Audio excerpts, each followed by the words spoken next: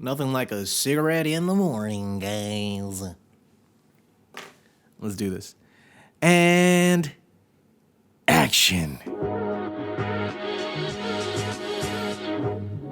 Hey, how's it going, guys? What is up? Welcome back to EDSPACE. My name is Ed Suarez. I am the host of this show, and I'll take you through the conversations that we do have. And right now, we are going through episode 2.5. I do not know what sound effect that was, but we're doing episode 2.5 because I want to dive deeper into the stories and the conversations that we were having in the past episode. I was talking a lot about heartbreak, my ex-girlfriends, some familial stuff with my older brother, and how we got into drugs and how that affected my family. But I did, first and foremost, shout out to everybody that has listened to the podcast. I greatly appreciate your ears and your feedback. Like, your feedback is what really, really matters to me. And shout out to my homegirl, Pearl. Yeah, she listened to the podcast, and I asked her, hey, so what do you think you want to hear more about in episode 2.5? Because I do know I'm going to do an extension, and I want to do something, right, and I want to wrap it all up with a nice little bow. And I appreciate her so much because her feedback was so like insightful, And what she says was, you should do the episode 2.5 through the perspective of who you were in each of those relationships. And so today, that's what I'm going to be doing. I'm going to be talking about how I was in each relationship, and we're going to go in chronological order, just because it does matter. We're never the same in any relationship we're never the same ever. Like, every single day we are a different person. But in these relationships, I want to discuss my personality. I want to talk about what triggered me, and I want to talk about the reasons why I reacted the way that I did in certain parts. I feel like it's very important to accept that we do have fault in ourselves. We are not perfect. None of us are perfect, and a lot of people just bypass that and go on with their life thinking, hey, look, fuck, it's not my fault that they were fucking around. There's a reason why they fucked around. There's a reason why it failed, and it's not me. I'm fucking great. I'm not the problem. You are. Okay, I get that, but and that's completely fine. In some situations, that might be the case. But you opened your heart to this person, and there has to be a reason why you opened your heart to this person. You became very receptive to the type of love that they were able to give. And so you took it. You took it. And that's what we're going to be talking about today. This is going to be fun. Let's go. All right, and for the sake of story, we will be going through it with fake names, because I was listening back at episode 2, and I just kept saying girlfriend, brother, little brother, sister, and I was just like, fuck, man, fuck. It sounds so stupid. Like, who the fuck is this? Brother? Which brother when? Is my little brother? Was he was probably like 8 at the time. He was doing drugs. And it gets confusing, so we're going to give everyone a fucking fake-ass name. And so let's get right into it. I started dating at a very, very young age. I was 13 years old, and it was right at the end of 8th grade year, going into the summer of my freshman year of high school. And I dated this girl named Agnes. And so Agnes was great. Agnes was amazing. Oh my gosh. Agnes had to be one of the most beautiful souls I have ever encountered in my lifetime. And it was because of the fact that she was so self-aware and true to herself as an individual, and accepting how goofy she was and how great it made her feel to just be herself. And you never see that. Like, people overlook that oftentimes when they meet somebody who is super comfortable with, super comfortable with themselves. And that was Agnes. Agnes taught me that it's good to be you. It's good to be yourself. You will be fucking happier and happier and happier and happier every single day the more that you allow yourself to fall in love with you. And so she was there. She knew exactly who she was. But the thing was, I wasn't. And a lot of it came from the experiences that I had growing up. And there was only a few things and a few situations where I was introduced or exposed to love.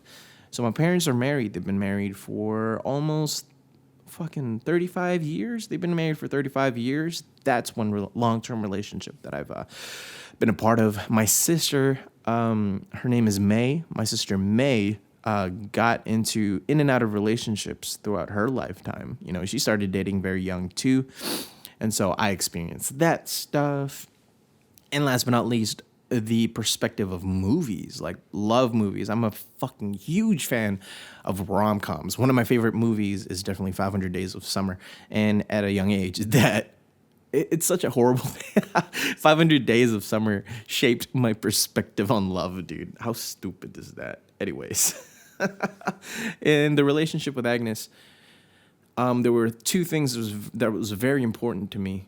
It was academics, because I'm Filipino and my parents brought me out here and the entire family to seek opportunity. And opportunity in translation for Filipinos are definitely education, going to school, getting that degree, and getting a stable job. So that's you. Like, if you're able to do these things, then you are successful in pursuing the opportunity. Right. So that's one perspective. That's what was one thing that was important to me. And then also the other thing that was very, very important to me at the time were sports and definitely Agnes. Agnes and sports were aligned. And I was raised to believe that and think that way about love. Love was supposed to be an inspiration. Sports was an inspiration for me. Love was an inspiration for me. And it made me a better student in turn. You know, and there came a point in time, though, around my junior year, which was in 2011, going into 2012, things started to get a little bit hectic. I started slacking off. School got harder. And Agnes and I had to talk to Agnes. And I said, Agnes, you know, like, school's getting really hard. And, you know, my parents, they want me to, you know, have like straight A's and do really, really well in school. So for the next quarter, I'm going to be focusing more on my academics. We won't be able to hang out as much because I do have practices at the end of the day. But, you know, we should talk on the phone at least for like an hour or something. And then we can do that. And then she was just super cool about it. She was like, yeah, of course, I understand. That makes sense. And blah, blah, blah, blah, blah, and all that stuff, right? So, okay, cool. And then I went on with that. For the next quarter, every single day I would go home. I would come home and then I would do homework and I would, you know, try to get that out of the way. And then we'd have that conversation on the phone. It'd be super nice. And then, you know, I'd see her at school the next day. So it was one of those things where it was puppy love. It was puppy love. So we couldn't get enough of one another. At that point in time, we didn't even have cell phones. So we would have to talk on the house phone and, you know, I'd be laying in bed until like 3 a.m. listening to her just talk to me. And, you know, it was one of those interesting things. And it ended again because of me, right? What had happened was something super unexpected. When we were in junior year, the new year came, and, you know, the phone calls started slowing down. Like, we wouldn't even talk at the end of the day. Like, I wouldn't see her until the next day at school. And, you know, we would, like, message each other on Facebook, but then that wasn't even anything. Like, the conversations were so bare. Like there was nothing going on. And it was very, very static, and it started becoming repetitive. And I thought she was pulling away. I thought I felt her pulling away. And what happened was at the end of the relationship, my stupid ass, I was really addicted to like Tetris on Facebook. So I was playing Tetris, and then, you know, I saw something online. I saw something on Facebook, and I saw that she had posted photos of her and her best friend at the beach with some dudes. And I was just like, yo, what the fuck? I did not even know about this. What the fuck is going on? So I thought she was cheating immediately. And then I called her and I said, hey, what is this? What's going on? What's happening right now? And she responded like, oh, hey, that's my best friend. We used to be best friends. We've known each other for a long time. We used to dance together and all of this stuff. And I was just like, oh, okay. Why didn't you tell me that you guys were going to go to the beach? and it looks like, and they were like, kind of like fucking, they were like hugging each other in the photo. And, it was like playful photos. It was harmless. Thinking back at it, it was very, very harmless. But fucking junior year Ed was like, you are fucking cheating on me. Fuck this. And then I canceled the relationship immediately. And I was taking a shit doing Tetris on my laptop, crying in the bathroom. And then we broke up. So we broke up. Because I didn't like the idea that somebody could possibly take her heart away from me. And at that point in time, things were very self-sabotagey. So when that happened, I was just like, fuck it, I don't need this. And I dropped it. When in fact, nothing was going on. Nothing was fucking going on, dude. I was such an idiot. And then that relationship ended, unfortunately. Agnes has always felt like the girl that got away. And I felt like we could have been great, but life goes on and you live and learn. So I see her around sometimes, and I think she's, I'm really, really happy for her. Things have gone her way. She seems so much happier and all of that stuff. So it was great. And in that relationship, I just didn't understand. I didn't understand how love was supposed to be. I didn't understand what trust was. And I struggled with it because the fucking dramatics of movies, the relationships that my sister fell in and out of, and then my mom and dad were just so comfortable that I didn't even know at what point, what healthy habits I needed to pick up. And, my parents never really thought about it either. So that's what happened. And, I kind of just had to deal with it. It broke my heart, but it fucking happens. And then about a year and a half later, I fell in love with Lucy. Lucy was the very, very toxic, but also very, very, very passionate love that I had. Lucy came out of nowhere. It was crazy because I was actually trying to talk to another person. I was trying to talk to someone else, but then Lucy got a hold of my number, started texting me. This was around senior year. And she was like, hey, I heard you like this person. I was just like, well, I don't care. And she was like, oh, okay. And I was like, who's this? How'd you find my number? And she was like, oh, this is SpongeBob. And she was like fucking around the entire time. I was just like, yo, who the fuck are you? She kept saying SpongeBob. And then we were like texting for like fucking 4 or 5 hours. I was like, no, really, who is this? And then she was like, oh, it's Lucy. I just wanted to mess with you. But I just wanted to say, I think you should go for her. She's really cool. And then I was just like, man, we just had such a great 4-hour conversation. I think that was the longest conversation I've had with a girl, So instead of pursuing the other girl, I was just like, hey, yo, do you want to go and watch a movie or something? Like, we should go watch a movie, Lucy. And then she was like, all right, okay, let's watch a movie.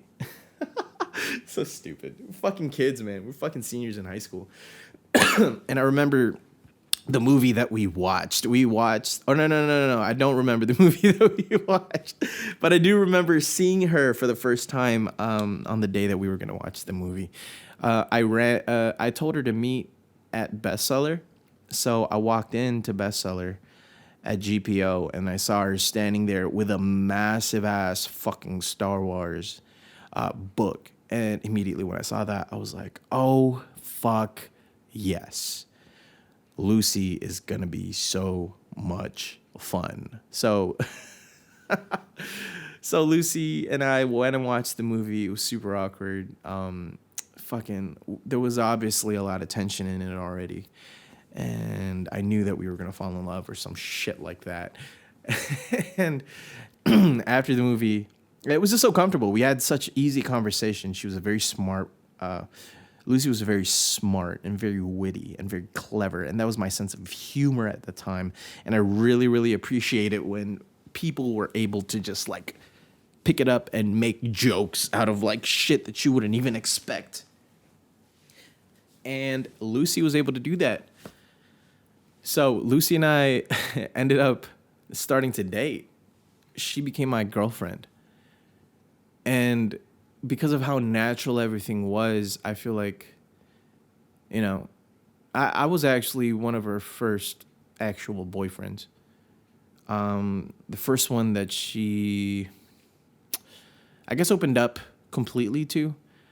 She was in another relationship, but it was kind of like long distance and it was kind of flaky. And then when we started dating, it was a completely different experience. She was a very passionate woman, and I really, really appreciated that. Like, I needed that. And at that point in my life, I needed a little bit of fucking fire. I needed fire. I was graduating high school, and I was trying to find an inspiration to continue doing things that I wanted to do. There was a couple of things. Once again, fucking as a Filipino, parents want you to go and pursue a college degree. So immediately, that's what I did. I jumped into college. College was the game plan. At first, I didn't really want to, I guess. I didn't really want to, but I did anyway. And I was also just, like working. I was working and going to school, and then I had a girlfriend. And the thing is, we were so passionately in love.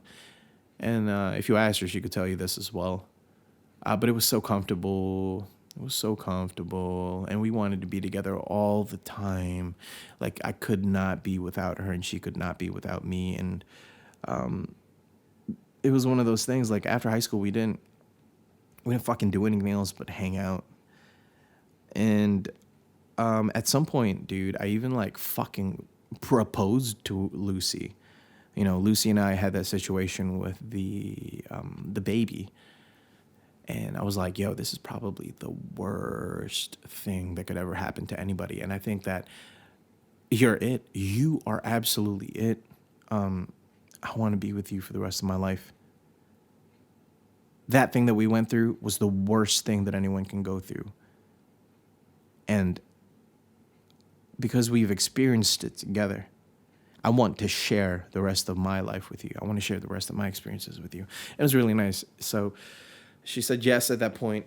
And then it was just a very low-key thing. But we were kids, dude. We were young, dumb, and stupid. Young, dumb, and dumb. In that relationship, though, I was a very toxic guy. I was so crazy in love with her. Vice versa. We were both very, very toxic with one another. I had a really, really difficult time not being with her. But it was one of those things. After Agnes, I wanted to make a change in the way that I lived and the way that I was in relationships. I wanted to be better. And for me, because I struggled with trusting someone and accepting that I'm not the only person in that person's life, going into the relationship with Lucy, it was actually kind of counterintuitive, because my relationship with Lucy was dependent on being with each other all the time. It was dependent on spending quality time to each other. The way that we received love, one of our love languages was always quality time. And so we were literally never apart. The only time we were apart, because we didn't sleep in the same room, or she didn't live with me, or I didn't live with her. So the only time we would be apart was when I dropped her home. But then it'd be the same thing. After I dropped her home, I would go home, go to bed, and then wake up in the morning and then pick her up. And this would go on for months. I would pick her up, and then we'd come home, and then we'd watch The Office. That was our thing. Lucy and I just watched TV shows because we were such fans of movies and TV. And so that's what we did. We had intellectual conversations, and we broke it down and all of that fun stuff. So that was our relationship, and it just got really, really dependent. We became codependent on one another to the point where, man, you can't, that's fucked up. You did that without me? You watched that without me? And it got super, super, super weird. At that point, that's when things started to revere off into the pits of fucking toxicity. When we got to that point, that's when it just felt weird.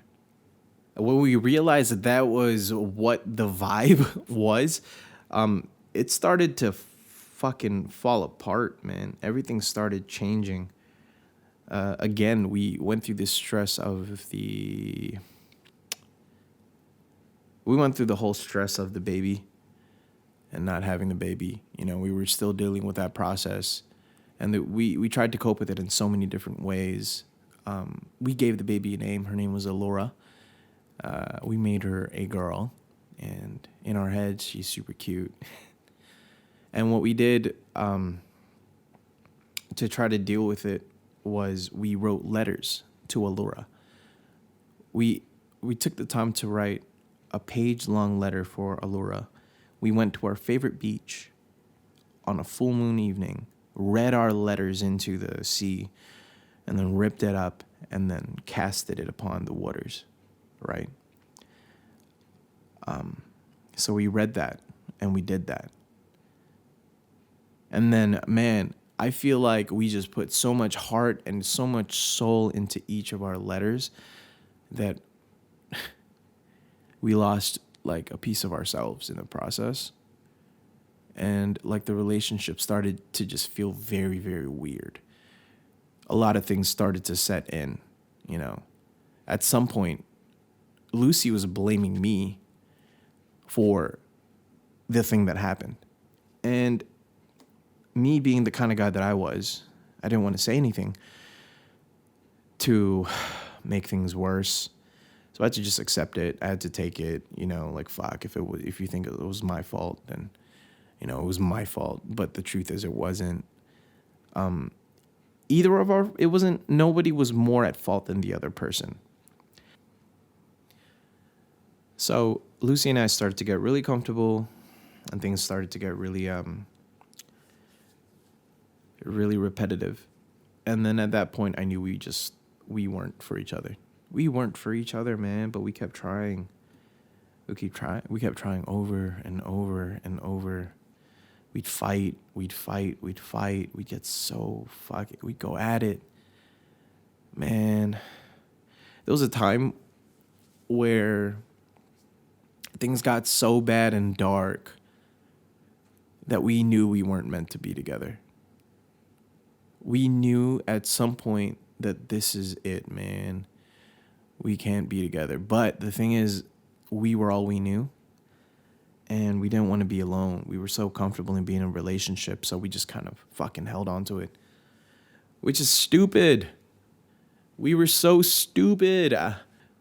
We were very codependent, and we didn't have our individual selves anymore.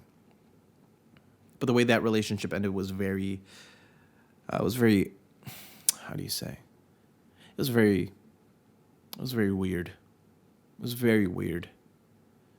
I had some suspicions of a dude that she used to work with. Lucy used to work with this dude that would give her, like, you know, candy and drinks and putting in her locker.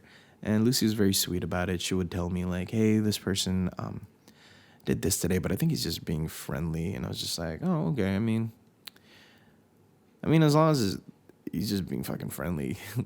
Said nobody ever except for me. I didn't get any red flags, but as time went by, he kept doing it, and I was just like, oh my gosh, dude, this man is outshining me. And I really didn't know how to react to the situation. At the end of it, I was trying to call her on one night, and I was kind of going crazy. I was going mad. I remember it was Black Friday weekend. She was working in retail at the time, and I was calling. I was just home. I was so fucking paranoid and stupid. And then I was calling, and then this dude picks up. He's like, hello? And I was like, hey, is Lucy there? It was like, oh, yeah, but she's busy right now, dude. And I was just like, well, can I talk to my girlfriend? And then it got quiet and weird and awkward, and then I fucking hung up, and then I was like, yo, I'm done. We are done. We are breaking up, and we are not going to be together anymore. I didn't say any of that, but I just fucking, I got off the phone, and I started texting her crazy things, and I know how toxic it was, because I was sending messages in all caps, and this next part might be a trigger warning, and I just want to warn everyone right now, if you're tuned into this, just a heads up, this next part is going to be very, very crazy. So what happened was, I did text her a ton, And then I was freaking out, and I was like, you know what? You have no respect. Why would you let another guy answer my call, your boyfriend's call, trying to contact you? You know, fuck it. I'm done. I'm tired of this. I give up. That's what I said. And then I put my phone down. I was like, fuck this. And then I got numb. You ever been in a situation where you feel so much emotion and then you exert all of it? And then at the end, you're just left with like nothing. Like you feel nothing. That was me in that moment. I was laying in my bed and I was just like, I give up. I got up and then I went into the bathroom. And I was looking at myself in the mirror and I was like, why the fuck doesn't she love you? I kept looking at my face. And I kept looking worse and worse in my own eyes. And I just thought, fuck it, dude. I took off my shirt. I was wearing a white Hanes t-shirt. We have this towel rack. And I tied my shirt around the towel rack. And then I paused, looking at myself in the mirror. And I was just like, fuck. You look so fucking stupid, dude. You're a stupid motherfucker. How can you let this go on for so fucking long? You're a fucking idiot. You're stupid. This was going on in my head. You're a fucking idiot. You're dumb. You're stupid.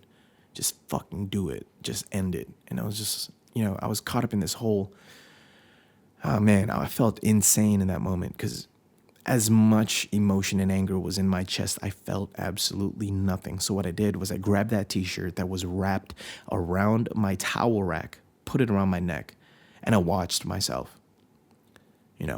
I let it fucking constrict around my neck and watched myself turn blue. I watched myself turn blue in the mirror. And I was doing all of this. All the while my mom and dad were watching TV outside, laughing their fucking asses off. I was doing this all the while my dog was barking. I was doing all this.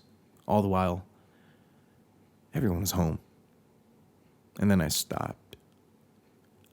And then I started crying.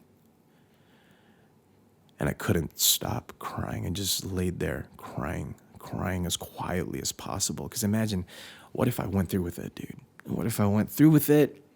And then my mom walks in? My fucking mom, man. She's like the cutest lady on this planet. What if she walked in and saw me? It's fucking blue. Shirtless, fat, dead. What if she saw that? What if my dad saw me? And it just kept running through my head. Like, what if my fucking family witnessed that? Like, how traumatizing will that be? How bad will they feel that they weren't fucking there for me? And the thing is, I closed them off, man. I fucking closed them off because I wanted to be with this girl so badly. I wanted to be with Lucy all the time. I wanted to be fucking in love with Lucy. I wanted to be so happy with Lucy. And I closed my entire family off. And it was one of the biggest mistakes that I made in my life. Sorry. But that shit made me stronger, I think. It made me stronger. And now my inspiration for all the shit that I do is my family. It's the way to go, bro. Like, if you want to do things and you want to inspire yourself to be better, like, find someone you unconditionally love through every situation, And for me, that's my family. I fucking love my mom. I love my dad. I love my brother. I love my older brother, Eric. Through all the struggles that he's been through, I love him so much. I love my little brother. He inspires me every day, man. I love my sister. And I do the things that I do for them. Fuck, dude. I told myself I wasn't going to cry on this fucking on the podcast, but yeah, so that ended. It ended pretty horribly. I was toxic, dude. I was so fucking toxic. I wanted to be with her. I was codependent. And that's not the way to go. Jennifer and I got together not too long after Lucy and I broke up. Maybe about 6 months. I think it was 6 months, and then I met Jennifer, and then we started hanging out and becoming friends and it was just super comfortable. Like, Jennifer was so cool. The type of conversations we would have were always so deep. She was just so aware of the universe and how things work. She was very private. She was very conservative. Like, I don't even think Jennifer has a social media, you know? And that was always very interesting to me. We were polar opposites, really. We were polar opposites, and at this point in time, I wanted to try, you know, falling in love with a person that isn't like me. You know, I'm loud, obnoxious. I'm a very, very fucking loud personality. And she was the opposite of me. And it worked for a little bit. But but the attraction got so crazy. Again, in this relationship, I was a toxic one. I was absolutely the toxic one. In this relationship, we got very comfortable. You know, I was hanging around a lot with her family. I was hanging out with her. And, you know, they let me in, and it was a very warm, and it was a very, you know, it was a very nice experience. And I would hang out with her brothers, and I would hang out with her cousins. And, you know, I was just in deep, bro. I was just super in deep. But really, some things just aren't meant to be. You know, she wanted out of the relationship a long, long time ago. We were together for about a year and 6 months. And a lot of that was like on and off. So she wanted out. She didn't want to be with me anymore. And that's why in episode 2, I did mention about Jennifer and how she, you know, didn't cheat on me, but she had sex with someone else the night that we broke up, right? And that's why I understood what she meant, right? I understood what she meant about the lesson that I taught her. Because, again, we got together not long after Lucy and I broke up, probably around 6 months. 6 months was all it took. And she felt like a rebound the entire time. So whenever anything did go awry or anything did go wrong, she would think like, oh, fuck. You know, it was just chipping away at the relationship. And so at the end of that, you know, she did that thing, and I was just like, oh, it broke me, blah, blah, blah, blah, blah. But I was just an emotional piece of shit. And, that relationship just wasn't meant to be. As nice as it was, and as wonderful of a woman Jennifer was, it just wasn't meant for the both of us. You know, we were meant to grow and expand. Again, I was her first boyfriend. And so, again, I fell into codependency. It was all I knew. Jennifer didn't know any other type of love as well. So the love that I shared with her was pretty much the love that she was left with. And I feel so bad because it was a bad kind of love. It was a bad kind of love. So I hope she's doing well. Haven't heard from her in a while. Like a year after we broke up, she called me and she apologized for any of the bad things that happened in the relationship. And then, you know, I was caught off guard by it. I was just like, yo, out of nowhere. I was with Mama Shar at the time. If you guys know Mama Shar.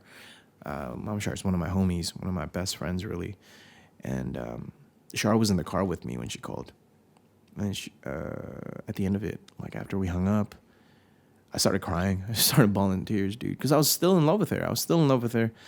And then she called out of nowhere, and fucking all hell broke loose. Mama Shar saw me in in one of the most vulnerable moments of my life. And I feel like that's what really locked in the friendship. Mama Shar, if you're listening to this, thank you so much for the love and support that you've given me over the years. It really means a lot. So yeah, I didn't know any better, and I was struggling to develop as a person as far as being less codependent is concerned. And it's crazy because that shit extended into the most recent relationship that I've been in. And we're going to call the last girl, let's call her Elizabeth. So Elizabeth and I got together a couple of years after Jennifer and I broke up, and Elizabeth was something else. Elizabeth was way younger than me at the point in time that we met. I was 23. No, I was 20. Yeah, I was 20. No, I was 22 when I met Elizabeth, and she was only 18. She turned 18. She's not from Guam, so she came from another island. And when I met her, I was just like, yo, this girl and I vibe very well together. Like, a lot of the conversations that we would have is just like crazy, mind-blowing conversations. We talk about weird things like aliens, the stars, conspiracy theories. And I just, connecting with a person on that level where conspiracy is the thing is it's interesting, man. It's food. It's brain food to talk about this type of stuff. And so I love conversations that are so deep, and we always had that. We had that every single time we hung out, and things just felt so natural and right and nice. But I knew that Elizabeth was not all sunshine and daisies. She was not all sunshine and daisies. I heard so many stories about Elizabeth on the side from so many different people, but I was so blinded by the fact that we had such great conversation that I didn't give a fuck. I just kept pursuing. And I was pursuing her for about a year. Over the course of the year, she became my best friend, and then finally we started dating. Right? She disappeared for like fucking 4 months out of my life, and then we started talking again in August of 2018, and then we were just like, hey. You want to be my constant? And that was one of the things. You want to be my constant? And I should have that should have been a red flag for me. Whenever anybody asks if you want to be my constant, that means there are other non-constant individuals on the sideline. You know what I mean? And that really, I did not recognize that until looking back at it now, which is fucking absolute stupidity. So if anyone asks you if you could be their constant, say fucking no, walk away, and shut that relationship down immediately. Don't get into an intimate relationship with a person that asks you to be their constant, because there is a 100% chance that you are not the only one. You are not the only one, my friend. You could stay friends with this person. Stay friends. Don't fuck around with this person, but stay friends. And be cool. Have those conversations. That's it. Be there for them when they need you. Sure. But don't get into a relationship thinking you're going to be the only one, because you're not. You're not. And I wasn't 4 times. I waited 2 years to get into this relationship. In this relationship with Elizabeth, I waited 2 years because I really wanted to, find myself. I was doing a bunch of crazy things within those 2 years, and I really, really just wanted to find myself. And at the point that I felt most comfortable with the person that I was becoming, I said, hey, I want you really badly. You should be my girlfriend, right? And when she asked me to be her constant, I was just like, fuck yeah, dude. She wrote such a crazy... Check this out, dude. I'm about to pull out my phone and share some notes with you. This is what she sent me that made me believe, like, okay, fuck, maybe we should just try it out.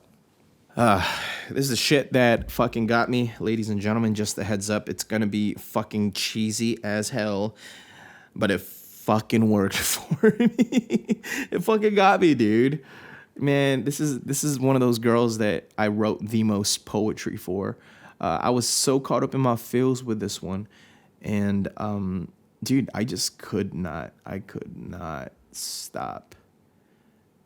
Here we go. Let me just find it real quick. One moment. All right. So have you guys ever seen that movie, 10 Things I Hate About You?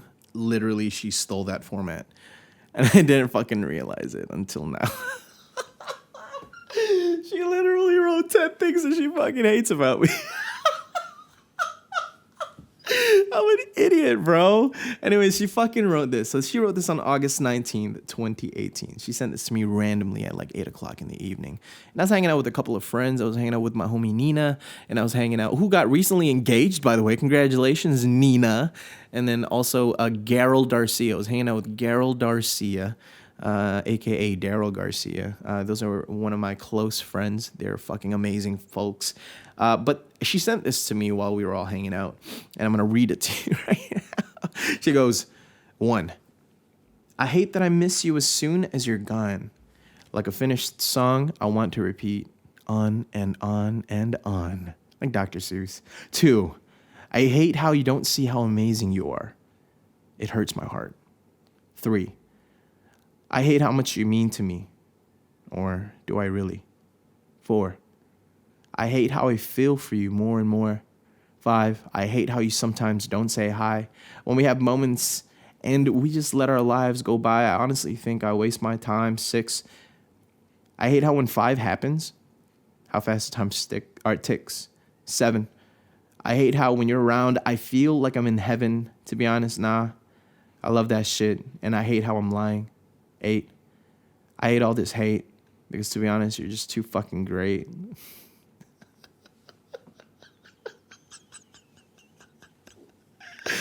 Oh, fucking, this is amazing. Number 9, I hate thinking of you all the time when you're not around. When you're not here right now, I can't fucking help but think. 10, I hate how much I fucking love you. Or maybe I just hate how 10 is too true. Or maybe I don't hate it, and I hate just how scared I am to love you. You can't fucking say, all right, hold up. Back it up. We got a couple of minutes left here. But y'all just heard a load of bullshit. Dude, if anybody sends you that, please just don't even. You can tell I'm a little bit sour about the situation, but it was only because I feel like a fool. I'm a fool for allowing somebody into my healed heart, my heart that I've been working on for a couple of years, and only to be disrupted, and disrupted, readjusted, and reset.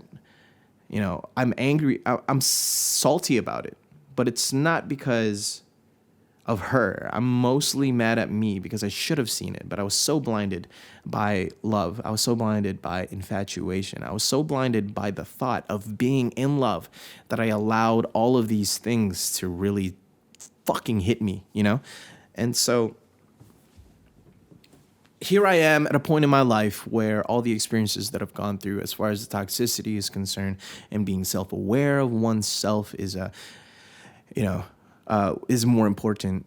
I'm at that point right now, and I'm single because not because I'm like a fucking catch or anything and I choose to be single, but right now being single is absolutely a thing. I've struggled with codependence all my life. I've struggled with basing my happiness on what someone else can offer emotionally for me, and I'm done. I have to fall in love with myself first. And the whole self-love cliche is a global phenomenon that has taken over the world. But I truly feel that when you strip all of the bullshit, right? When you strip the whole concept of self-love of all the bullshit, it really comes down to you just taking care of yourself and making sure you're okay before you go and try to help somebody else, before you go and try to love somebody else. That's really all you got to do. Self-love is key. Self-love is important. Self-love is the fountain that will provide for the relationships in your life. So love yourself first, guys. I'm in the process of doing it. And this is one of those things that I'm trying to do to be able to really cultivate my inner thoughts and my feelings towards certain things. And I'm really happy that you were a part of this journey. I'm so grateful for you. Let me know in the comment description, that doesn't even make sense. Let me know in the comment section about the lessons that you've learned, because I really am very curious. Again, I am doing a Dear Ed segment where I take letters from you guys and then we go ahead and discuss the topic. Very, very soon, we're going to be bringing on some guests, a few names that I've lined up already. I got Mama Shar coming on very soon. I got Daryl Garcia coming on very soon. And then I got a bunch of other friends that are interested and expressed interest in having conversations. Really, that's all I want to do. I want to have conversations with you guys. And I want to discuss real life things, real life current events. And I want to hear your stories. So again, I'm so excited for this podcast. Thank you guys so much. Please check out my Instagram. EDSPACE.fm is my podcast Instagram. And then you can check out my personal Instagram, which is _Ed Suarez. And last but not least, you can find EDSPACE Podcast, again, on Instagram, YouTube, Facebook, and Spotify. Now, follow those pages, get up to date, and I'm really, really excited. Once again, thank you guys so much. You've been hanging out with me. My name is Ed Suarez, and this is EDSPACE, and you have just been fed. I'll catch you guys on the next one.